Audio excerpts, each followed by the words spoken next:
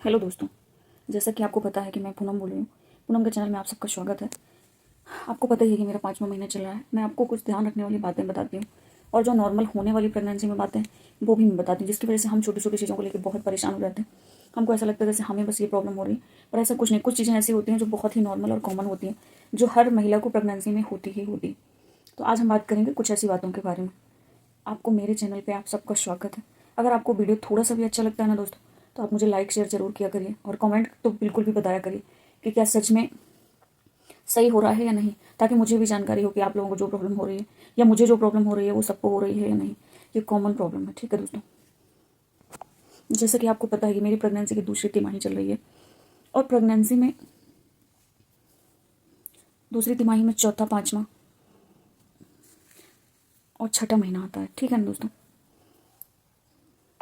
इससे क्या क्या आपकी बॉडी में चेंजेस आते हैं, क्या क्या बदलाव दिखाई देता है और कब कब आपको डॉक्टर के पास जाना चाहिए, कब कब नहीं जाना चाहिए, कौन कौन सी प्रॉब्लम नॉर्मल है, कौन सी प्रॉब्लम मतलब बहुत ज़्यादा है, सीरियस है, जिसको लेके आपको गायनिक के पास जाना चाहिए। आज हम उस बारे में बात करेंगे दोस्तों, ठीक है ना। आपको अपना ध्यान कैसे रखना है, आपकी बॉडी में चेंजेस हो रहे हैं तो उसका ध्यान कैसे रखना है, फिजिकली और माइंडली दोनों में आपको एक्टिव रहना, दोनों का ध्यान आपको रखना है, ठीक है ना दोस्तों। दूसरी तिमाही से प्रेगनेंसी थोड़ा सा स्टेबल टाइप की हो जाती है, उसमें मिसकैरेज होने के चांस बहुत कम होते हैं दोस्तों, ठीक है ना, आपको जैसा कि पता है। और इससे नोजिया, वोमिटिंग और एसिडिटी, बॉडी के जो बहुत ज़्यादा एक्सचेंज हार्मोन्स चेंज हुए थे और आपकी बॉडी में काफ़ी ज़्यादा दर्द होता है, 3 मंथ तक बहुत ज़्यादा तकलीफें होती हैं, वो सब कम हो जाती हैं दोस्तों, ठीक है ना। आपको भूख लगना शुरू हो जाती है और भूख लगने की वजह से आपका वेट भी गेन होने लगता है, आप थोड़ा सा हेल्दी फील करने लगते हो, आपका पेट भी बढ़ने लगता है ना दोस्तों। आप अच्छे से खाना खाने लगते हो क्योंकि आपका बेबी अंदर से ग्रो होने लगता है दोस्तों। तो आज हम कुछ मतलब जनरल ही बातें करेंगे दोस्तों। आपका थोड़ा थोड़ा पेट दिखना शुरू हो जाता है और आपके ब्रेस्ट का साइज भी थोड़ा थोड़ा बढ़ने लगता है दोस्तों। तो ये सब जनरली बातें हैं, कॉमन सी बातें, इसमें परेशान होने की ज़रूरत नहीं है। थोड़ा हैवी फील होने लगता है और किसी किसी के ब्रेस्ट में तो 5वें महीने से ब्लड मिल्क भी आने लगता है फ्रेंड्स। पर मेरे ब्रेस्ट में तो अभी ऐसा कुछ भी नहीं है। अगर किसी को भी ऐसा हो रहा है तो उसमें परेशान होने की ज़रूरत नहीं है, ना ही उनको दबाने की ज़रूरत है और ना ही उनको कुछ करने की ज़रूरत है। जितना वो निकल रहा है उसे टिश्यू पेपर से उसको साफ करते रहिए और बस उसको साफ सुथरा रखिए, कुछ भी करने की ज़रूरत नहीं है। इसके लिए मेडिसिन लेने की बिल्कुल भी ज़रूरत नहीं है, ना ही गायनिक के पास जाने की ज़रूरत है और ना ही परेशान होने की ज़रूरत है। यह एकदम डिलीवरी में नॉर्मल होता है किसी किसी के बॉडी में। कुछ लोग बहुत ज़्यादा परेशान होते हैं, गायनिक के पास पहुंच जाते हैं, तो ऐसा नहीं करना है। ये नॉर्मल है दोस्तों। आप, ये अच्छी बात है कि आपके ब्रेस्ट आपके बच्चे को दूध पिलाने के लिए तैयार हो रहे हैं, है ना। तो ये एकदम नॉर्मल सी बात है। धीरे धीरे आपके पेट में बेली आ जाती है, आपके पेट का साइज बढ़ने लगता है दोस्तों। तो यह एकदम नॉर्मल बात है। आपका बच्चा ग्रो कर रहा है और बच्चा जैसे जैसे ग्रो करेगा, जैसे जैसे धीरे धीरे उसकी ग्रोइंग बढ़ती जाएगी ना, वैसे वैसे आपका पेट भी थोड़ा साइज बढ़ता जाएगा। इसलिए परेशान होने की बिल्कुल ज़रूरत नहीं है, नॉर्मल सी बात है। और जैसे पेट का साइज बढ़ता है दोस्तों, वैसे स्किन खिंचती है और आपके पेट में स्ट्रेच मार्क पड़ जाते हैं। तो अगर आप चाहते हैं कि आपके पेट में स्ट्रेच ना पड़े या वो एकदम जो येलो कलर की येलो येलो धारी धारी टाइप में पड़ जाती हैं पूरे ब्रेस्ट में, पूरे पॉट में, पूरे बम में, पूरे पेट में, तो अगर ऐसा आप चाहते हैं तो आप उसको मॉइस्चराइजर करते रहिए। कम से कम दिन में 4-5 बार, 10 बार करिए। उसको बिल्कुल भी स्ट्रेच तो पड़ना ही हल्के हल्के, पर अगर आप चाहते हैं कम से कम पड़े तो उसको मॉइस्चराइज ज़रूर करिए। या अगर मॉइस्चराइजर कोई सूट नहीं करता है तो आप थोड़ा सा नारियल का तेल के साथ कपूर डाल के लगाइए, तो इससे भी आपको बहुत ज़्यादा रिलीफ मिलेगा दोस्तों। ठंडी के दिनों में आपको इन सब चीज़ों का ज़्यादा ध्यान रखना है दोस्तों, क्योंकि ठंडी में ऐसा रहता है कि वैसे भी हमारी बॉडी में रूखापन बहुत ज़्यादा होता है और रूखेपन की वजह से अगर हम मॉइस्चराइजर नहीं करेंगे, नारियल का तेल नहीं लगाएंगे, तो और भी ज़्यादा स्ट्रेच पड़ने की संभावना है। ज़्यादा से ज़्यादा पड़ेगी, जितनी ज़्यादा स्किन खिंचेगी उतना ज़्यादा हमारी बॉडी में स्ट्रेच मार्क आएंगे। इसलिए प्लीज़ आप नारियल का तेल या तो मॉइस्चराइजर या नारियल के साथ कपूर मिलाकर ज़रूर इस्तेमाल कीजिए। हमारे पेट में एकदम सीधी सी लाइन बन जाती है दोस्तों, जिसको लीनिया नाइग्रा कहते हैं। उसमें हमें घबराने की ज़रूरत नहीं है, ये हार्मोन्स की वजह से पड़ती है और ये नॉर्मल है। ज़्यादातर प्रेग्नेंट औरतों की पड़ ही जाती है, इसलिए हमें इसके लिए गायनिक के पास जाने की ज़रूरत नहीं है और ना ही ये कोई हमें बीमारी हो गई है, ना ही कुछ है। ये एकदम नॉर्मल है, तो आप घबराने की ज़रूरत नहीं है, ये नॉर्मल सी चीज़ है। ये हमारे हार्मोन्स की वजह से बनती है और इसके लिए कुछ करने की ज़रूरत नहीं है। आपकी प्रेगनेंसी होने के बाद ये एकदम ठीक हो जाएगी। ठीक है ना दोस्तों। दोस्तों कई लोगों को वाइट डिस्चार्ज की प्रॉब्लम होती है, मुझे भी है। अगर आपके वाइट डिस्चार्ज में बदबू नहीं आ रही है या कह सकते हैं आपको खुजली नहीं हो रही है, ठीक है ना, इचिंग नहीं हो रही है, तो कॉमन है प्रेगनेंसी में वाइट डिस्चार्ज थोड़ा बहुत होता ही है। मुझे भी होता है, एकदम नॉर्मल है। मैंने डॉक्टर से भी पूछा था, उन्होंने मेरे से सिंपल पूछा था कि आपको इसमें बदबू तो नहीं आ रही है। और पहले मुझे एक बार इन्फेक्शन हुआ था बाथरूम में, तो मुझे स्मेल आती थी, बदबू मारता था। पर अब है तो बिल्कुल भी कुछ भी नहीं है, ये नॉर्मल सी बात है, इसमें कोई घबराने की ज़रूरत नहीं है दोस्तों। गीलापन रहना, आपको थोड़ा सा ध्यान रखना है कि आप उसको पोंछते रहिए और अपनी पैंटियाँ चेंज करते रहिए और कोशिश करिए कि उधर ड्राई रहे, सूखा रहे, ताकि आपको इन्फेक्शन होने के चांस कम हो जाएं। और बाकी ये सब नॉर्मल है, इसमें परेशान होने की ज़रूरत नहीं है दोस्तों। उसमें बदबू अगर आपके आ रही है वाइट डिस्चार्ज के साथ साथ दोस्तों, तब आप अपने गायनो डॉक्टर से ज़रूर संपर्क करिए। ठीक है, सिंपल सी बात है। और सबकी बॉडी अलग अलग होती है दोस्तों। अगर आपका बीपी 90 से 60 के करीब रहता है तो ये बीपी नॉर्मल है। आप ये मत सोचिएगा मेरा बीपी गिर रहा है, नीचे क्यों जाता जा रहा है प्रेगनेंसी में, एकदम नॉर्मल है। जितना ज़्यादा आपका बीपी लो रहेगा उतना ज़्यादा आपके बच्चे को ब्लड का फ्लो ज़्यादा मिलेगा। तो उसमें बिल्कुल परेशान होने की ज़रूरत नहीं है कि मुझे थकान हो रही, चक्कर आ रहे हैं, ये नॉर्मल है प्रेगनेंसी में। और ना ही गायनिक के पास जाने की ज़रूरत है दोस्तों। अगर आपको भी ऐसा कुछ हो रहा है ना तो आप बिल्कुल भी मत परेशान होइए, ये सब नॉर्मल सी बात है। अगर आपका बीपी सिर्फ हाई नहीं होना चाहिए, क्योंकि हाई होगा तो डिलीवरी में आपको बहुत सारी दिक्कतें खड़ी हो सकती हैं। ओके दोस्तों, अगली बात करते हैं दोस्तों, जैसे आपके पैरों में सूजन आना। मेरे भी पैरों में कभी कभी सूजन आ जाती है। अगर आप ज़्यादा देर तक खड़े होकर काम करते हैं या ज़्यादा देर तक खड़े रहने का आपका काम रहता है किचन में काम करने से, या कहीं पर भी आप कोई भी काम ज़्यादा देर तक खड़े होकर काम करते हैं ना दोस्तों, तो पैरों में सूजन आना एकदम नॉर्मल सी बात है। तो आप उसके लिए थोड़ा सा रेस्ट कर लीजिए, रेस्ट कर करके काम कीजिए। अगर आपको रेस्ट करने से भी आपकी सूजन नहीं जा रही है तो आप थोड़ा सा हल्के हल्के तेल से मालिश करवा लीजिए अपने पैरों की। ठीक है, अगर इसके बाद भी नहीं जा रही है दोस्तों, तब आप गायनिक के पास अपने डॉक्टर से ज़रूर संपर्क करिए। ये आराम करने से भी नहीं जा रही है और लगातार ये आपको बढ़ती ही जा रही है, ठीक है ना, सूजन ठीक होने का नाम ही नहीं ले रही, लगातार ऊपर और ज़्यादा होती जा रही है, तो तब आपको ज़रूर डॉक्टर के पास जाना चाहिए और उनसे कंसल्ट ज़रूर करना चाहिए, जिसके लिए वो आपको कुछ ना कुछ दवाइयाँ ज़रूर बताएंगे। बाकी नॉर्मल सी बात है, परेशान होने की ज़रूरत नहीं है। हल्की सूजन आना और आराम करने से ठीक हो जाना या थोड़ा मालिश करने से ठीक हो जाना एकदम नॉर्मल सी बात है दोस्तों। ठीक है ना, मुझे भी होती है, जो मुझे हो रहा मैं वो आपके साथ एकदम शेयर कर रही हूँ। पैरों में सूजन आने के बहुत सारे कारण होते हैं दोस्तों। आपको प्रोटीन की कमी होना, खून की कमी होना, कैल्शियम की कमी होना। तो अगर आपको सच में सूजन बढ़ती जाए तो आपको ज़रूर डॉक्टर के पास जाना चाहिए। ठीक है ना, क्योंकि हम बहुत सारी चीज़ें खाते तो ज़रूर हैं, पर ज़रूरी नहीं कि हर चीज़ में हमको हर चीज़ की मात्रा पूरी हो जाए। और प्रेगनेंसी में हमें हर चीज़ की ज़रूरत होती है। 5वां महीना जैसे लगता है वैसे हमको कई सारी बीमारियाँ हो जाती हैं, कई सारी बीमारियाँ होने के चांस रहते हैं। तो हमको एनोमली स्कैन ज़रूर कराना चाहिए, जिससे हमको पता लग जाता है कि हमारे बच्चे की ग्रोथ अच्छी है, अंदर हमारे बच्चे को कोई प्रॉब्लम तो नहीं हो रही है, या हमारे बच्चे में कुछ और तो नहीं बन रहा है। क्योंकि 5 महीने हम 20वें हफ्ते तक, 20 या 22 हफ्ते तक हमें अबॉर्शन करवाने के चांस रहते हैं दोस्तों। डॉक्टर हमारा अबॉर्शन कर सकता है। अगर 22वें हफ्ते से 23 में 24 हफ्ता चल रहा है, तब आपका डॉक्टर कभी आपका कुछ भी नहीं कर सकता है, मतलब अबॉर्शन करना उनको अलाउ ही नहीं है। तो आपको बहुत ज़्यादा प्रॉब्लम होगी, फिर आपको इधर उधर भटकना पड़ेगा, दूसरे डॉक्टरों से बात करनी पड़ेगी, ओवर पैसे भी लगेंगे। तो इसलिए आप एनोमली स्कैन जरूर करवाइए 5वें महीने की सोनोग्राफी।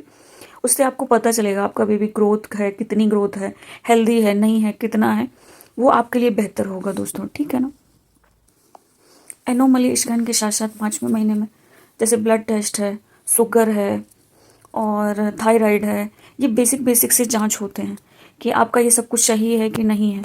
इसकी वजह से आपको आगे चल के कोई प्रॉब्लम तो नहीं होगी। अगर ऐसा कुछ होता है ना दोस्तों, तो डॉक्टर उसका ट्रीटमेंट शुरू करते हैं। इसलिए आपको बेसिक जांच भी करवानी है। ये नहीं सोचना है कि ये डॉक्टर परेशान कर रही है क्या कैसा, ऐसा कुछ भी नहीं है। आपको बेसिक जांच जरूर करवानी है, क्योंकि ये आपके लिए और आपके बच्चे के लिए दोनों ही हेल्दी होता है। कई लोगों को खून की कमी हो जाती है और फैमिली हिस्ट्री की वजह से शुगर की बीमारी होना भी कॉमन सी बात है। बच्चे को 5वें महीने के बाद अगर आपने नहीं कराया, उनको पता नहीं लगा, तो हो सकता है उसको शुगर की बीमारी हो जाए, जिससे जाके आगे चल के आपको प्रॉब्लम होगी दोस्तों। इसलिए आप चेक जरूर कराइएगा। कई बार देखा गया है दोस्तों कि 5वें महीने के बाद कुछ लोगों का ब्लड प्रेशर बढ़ने लगता है, ब्लड शुगर बढ़ने लगता है, तो बीपी हाई हो जाता है, जिससे आपके को डॉक्टर के पास जाना चाहिए, उसको चेक करवाना चाहिए, क्योंकि यह बहुत ज़रूरी होता है।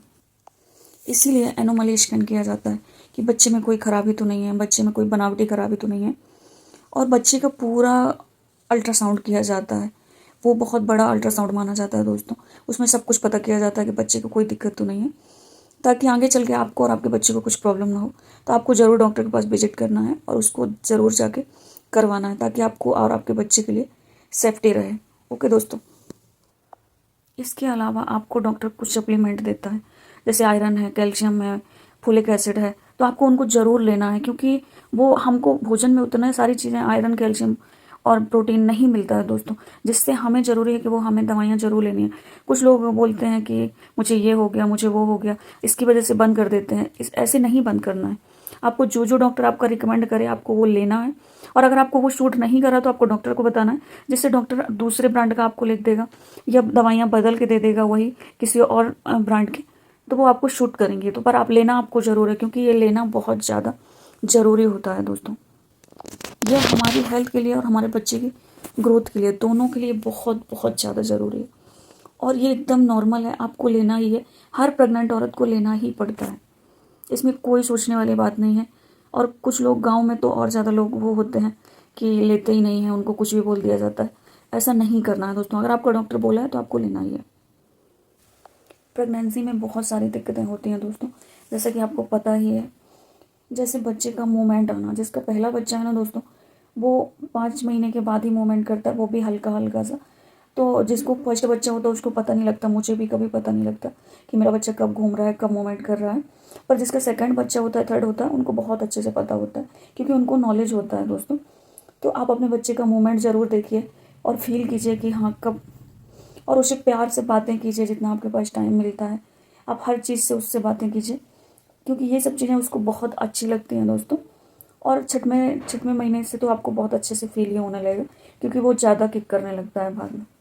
तो ये नॉर्मल सी बात है, इसके लिए आपको परेशान होने की ज़रूरत नहीं है कि आपको बच्चा मूवमेंट, क्योंकि वो फर्स्ट बच्चे में किसी को नहीं समझ में आता है। तो आप आराम से रहिए, कोई दिक्कत की बात नहीं। धीरे धीरे करके जैसे वो बड़ा होता जाएगा वैसे वैसे आपको उसके मूवमेंट बहुत अच्छे से पता चलते जाएंगे। और आप थोड़ा सा गौर कीजिए, आपको खुद ही पता लगेगा कि आपके पेट में कुछ हलचल हो रही है, कहीं से कुछ मार रहा है, कोई कहीं कुछ कर रहा है, एकदम अचानक से कुछ ऐसा हो गया, आपको खुद ब खुद आइडिया हो जाएगा दोस्तों। सेकंड टेमेस्टर का टाइम, दूसरी तिमाही आपकी आराम से निकल सकती है, कोई दिक्कत की बात नहीं है। और आपको क्या क्या खाना है, आपको हरी सब्जियां खानी, आपको ड्राई फ्रूट्स खाने हैं। आप ड्राई फ्रूट्स सुबह भिगो दीजिए, दूध के साथ खा लीजिए। आपको 2 केले डेली खाने हैं, ठीक है ना दोस्तों। नारियल पानी थोड़ा सा कम पीजिएगा, क्योंकि नारियल पानी चिपचिपा होता है। डॉक्टर हमें रिकमेंड ज़रूर करते हैं, पर हमें नहीं पीना चाहिए, उसकी वजह से हमारे बच्चे का सर फैलता है और किसी को बड़े सर का बच्चा नहीं अच्छा लगता है। तो आप थोड़ा सा नारियल पानी कम पीजिएगा और आप हरी सब्जी खाइए, हेल्दी फ्रूट्स खाइए। आपके बच्चे की ग्रोथ और आपकी प्रेगनेंसी दोनों बहुत अच्छी होगी। आपको रोटी सब्जी दाल चावल ज़्यादा नहीं खाना है, आपको प्रोटीन से भरे भोजन करने हैं, हाई प्रोटीन खाना खाना है, ताकि आपके बच्चे की ग्रोथ अच्छी हो और आपका वेट कम बढ़े, ठीक है ना दोस्तों। और आप रोटी सब्जी थोड़ा सा कम खाइए, पनीर खाइए, अंडा खाइए, चिकन खाते हैं तो चिकन खाइए पर थोड़ा कम मसाले वाला खाइए, और हरी सब्जियां खाइए, वेजिटेबल खाइए, और पानी थोड़ा ज़्यादा पीजिए, 3 से 4 लीटर, नहीं तो आपको एसिडिटी की प्रॉब्लम होना शुरू हो जाएगी। और पानी प्रेगनेंसी में बहुत ज़्यादा ज़रूरी होता है, ताकि आपको इन्फेक्शन होने के चांसेस कम हो जाएं। तो आपको पानी भी बहुत ज़्यादा मात्रा में पीना है, भले थोड़ा थोड़ा करके पीजिए। अगर आपसे पानी नहीं पीता है तो आप ORS का घोल मंगा लीजिए, उसको डाल के पीजिए जग के, ताकि वो आपकी बॉडी के लिए पानी पर्याप्त मात्रा में पहुँचा सके, ठीक है, आपको जुटा सके। और आपको जूसेस पीना है, छाछ पीना है, और आपको अगर ग्रीन वेजिटेबल काट के चॉप करके खानी है, सैलेड खाना है, ठीक है ना। अंकुरित खाना है, पर अंकुरित जो भी आप खा रहे हैं ना उनको थोड़ा सा पहले रोस्ट कर लीजिए या तो हल्का बॉईल कर लीजिए, इसके बाद ही खाइए। आपको कच्चा नहीं खाना है, क्योंकि कच्चा नुकसान भी कर सकता है। और कोई भी चीज़ आपको कच्ची नहीं खानी, उसको बॉईल करके ही खानी है, क्योंकि उससे आपको कई तरह के इन्फेक्शन होने के चांसेस होते हैं। और हाइजीन का पूरा ध्यान रखना है दोस्तों। ये सब कुछ नॉर्मल है डिलीवरी में। और आपको टाइम टाइम पर सब कुछ खाना है, टाइम टाइम पर अपनी दवाइयाँ लेनी है, और टाइम पर आपको नींद कम से कम 10 घंटे की नींद लेनी है दोस्तों। अगर आपको नींद नहीं आती तब भी आपको दोपहर में 2 घंटे रेस्ट करना है। आपको फ्रूट्स खाने हैं, ड्राई फ्रूट्स खाने हैं, आपको सिर्फ हेल्दी चीज़ें खानी है दोस्तों। अपना वजन नहीं बढ़ाना है। आप थोड़ा बहुत प्राणायाम करिए, योगा करिए। आपको ज़्यादा आपकी बॉडी जितना अफोर्ड कर सके उतना ही आप करिए। बहुत सारी चीज़ों का आप ध्यान रखिए। पानी आप रेगुलर 3 से 4 लीटर पीजिए ताकि आपको इन्फेक्शन होने के चांस कम हो। अगर आपको वीडियो थोड़ा सा भी अच्छा लगे तो मुझे लाइक शेयर ज़रूर करिएगा, और कमेंट करना बिल्कुल मत भूलिएगा दोस्तों। Thank you. आपको ज़्यादा देर खड़े नहीं रहना है, ज़्यादा देर बैठना नहीं है। आपको शुगर कम से कम खानी है, और आपको चाय कॉफ़ी और मार्केट के जंक फूड एकदम नहीं खाना है। चाय कॉफ़ी आपको बिल्कुल बंद कर देनी है। कोल्ड ड्रिंक्स आपको बिल्कुल नहीं पीना है। नमक आपको कम से कम खाना है ताकि आपको आगे चल के आपकी नॉर्मल डिलीवरी के चांस ज़्यादा रहें। आपको बहुत सारी चीज़ों का ध्यान रखना है। आपको मिठाई बिल्कुल भी नहीं खानी है, मतलब मीठी चीज़ें खानी ही नहीं है दोस्तों। आपको सिर्फ प्रोटीन, कैल्शियम और मल्टीविटामिन टैबलेट ही खानी है जो आपका डॉक्टर रिकमेंड करता है। और खाने में पनीर और जो जो मैंने हाई प्रोटीन बोला है ना, आपको वो खाना ताकि आपके बच्चे की ग्रोथ अच्छी रहे और आपकी बॉडी भी अच्छी रहे और आपका वेट भी ज़्यादा ना बढ़े। थैंक यू दोस्तों। इन सब बातों का ध्यान रखिए दोस्तों, और अपनी प्रेगनेंसी एंजॉय कीजिए, क्योंकि प्रेगनेंसी कोई बीमारी नहीं है। ये आपके लिए बहुत बहुत अच्छा मोमेंट है। आप इसको एंजॉय कीजिए और यादगार बनाइए। अगर कोई भी प्रॉब्लम होती है तो आप अपने डॉक्टर से संपर्क कीजिए। बाकी थैंक यू दोस्तों।